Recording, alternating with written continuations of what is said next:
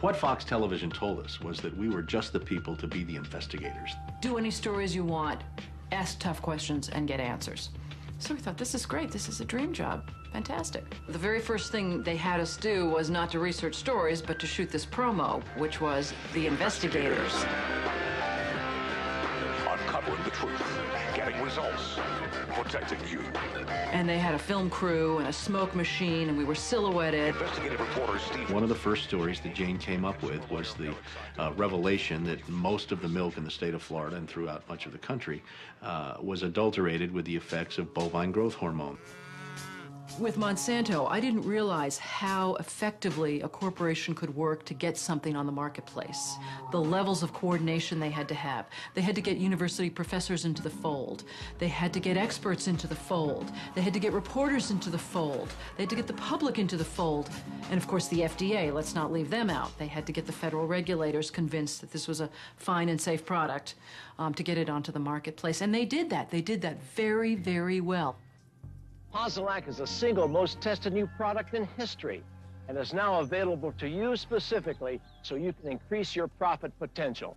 The federal government basically rubber-stamped it before they put it on the marketplace. The longest test they did for human toxicity was 90 days on 30 rats, and then either Monsanto misreported the results to the FDA, or the FDA didn't bother to look in depth at Monsanto's own studies. The scientists within Health Canada looked very carefully at bovine growth hormone and came to very different conclusions than the Food and Drug Administration in the US did. Monsanto's engineered growth hormone did not comply with safety requirements. It could be absorbed by the body and therefore did have implications for human health. Mysteriously, that conclusion was deleted from the final published version of their report. I personally was very concerned that there's a very serious problem of secrecy, conspiracy, and things of that nature. We have been pressured and coerced to pass drugs of questionable safety, including the RBST. We wrote the story. We had it ready a week beforehand. They bought ads. Farmers in the milk industry say it's safe, but studies suggest a link to cancer. Don't miss this special report from the investigators. That Friday night before the Monday this series was to begin, the fax machine spit out a letter from this very high-priced lawyer in New York that Monsanto had hired. It contained a lot of things that were just off-the-wall false, just demonstrably false. But if you didn't know the story and you didn't know how he had gone about producing it, would have scared you as a broadcaster, as a manager. And they decided that they would pull the story and they would just check it one more time. But the bottom line was that there was no factual errors in that story. Both sides had been heard from. Both sides had had an opportunity to speak. 1 week later, Monsanto sent the second letter, and this was even more strongly worded. And it said there will be dire consequences for Fox News if the story airs in Florida. And this time they freaked. They were afraid of being sued, and they were also afraid of losing advertising dollars at all of the stations owned by Rupert Murdoch. And he owned more television stations than any other group in America. And that's 22 television stations. That's a lot of advertising dollars for Roundup, aspartame, NutraSweet, and other products. So we got into a battle. And the first deal was the new general manager. And his name's Dave.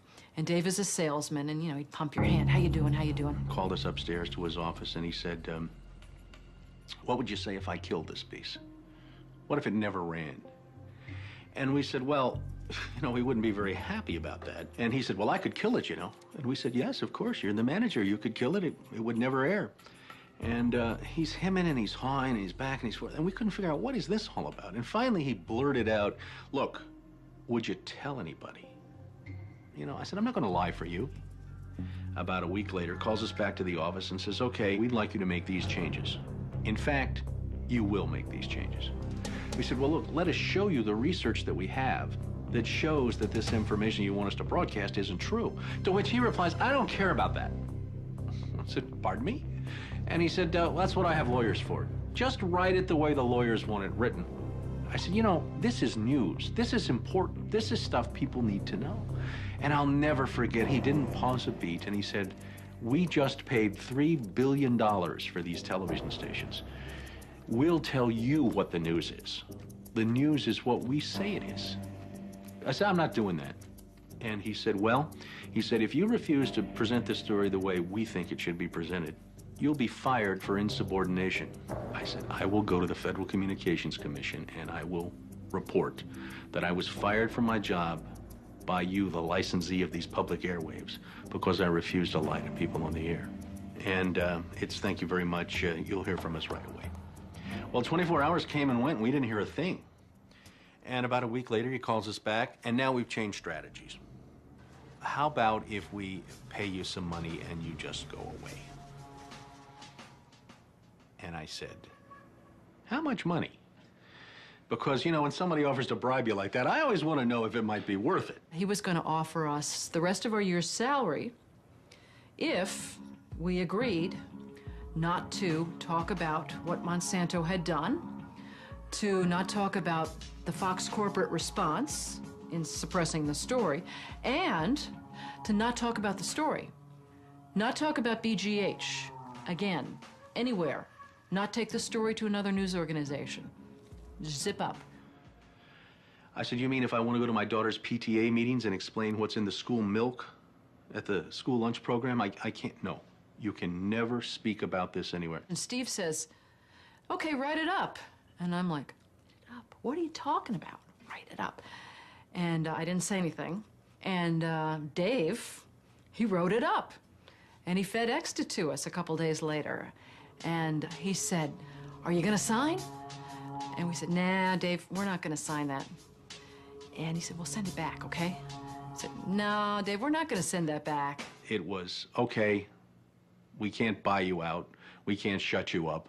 Let's get the story on the air in a way that we can all agree it will go on the air. And we started rewriting and editing with their lawyers. Well, during this 8-month re-review process, I say, jokingly, they did things like, for example, they wanted to take out the word cancer. You don't have to identify what the potential problem is. Just say human health implications. Any criticism of Monsanto or its product, they either removed it or minimized it. And it was very, very clear, I would say, almost every edit they made to the piece, that was the aim. And we changed this and this and this, and then that wasn't good enough. Okay, now change this and this and this. Now change this and this. Version after version after version, 83 times. 83 times is unheard of. It doesn't happen. You shouldn't have to rewrite something 83 times. Obviously, they didn't want to put the thing on the air, and they were trying to drive us crazy and get us to quit or wait until the first window in our contract so that they could fire us. They, in effect, announced that they were going to fire us for no cause. Well, this was a little much. And Steve wrote a letter to the lawyer in Atlanta, whose name is Carolyn Forrest, the Fox corporate lawyer. And I said, you know, this isn't about being fired for no cause. You're firing us because we refused to put on the air something that we knew and demonstrated to be false and misleading. That's what this is about. And because we put up a fight, because we stood up to this big corporation, and we stood up to your editors, and we stood up to your lawyers, and we said to you, look, there ought to be a principle higher than just making money. And she wrote a letter back and said, you're right, that's exactly what it was. You stood up to us on this story, and that's why we're letting you go. Big mistake. Big mistake. That says retaliation. You can't retaliate against employees if they're standing up for something that they believe is illegal, that they don't want to participate in. So that gave us the whistleblower status that we needed in the state of Florida to file a whistleblower claim against our employer. And as far as 2 or 3 years later, we got to trial. 5 weeks of testimony led to a jury verdict of $425,000 in which the jury determined that the story they pressured us to broadcast, the story we resisted telling, was in fact false, distorted, or slanted. Fox News appealed the verdict. 5 major news media corporations filed briefs with the court in support of Fox's appeal.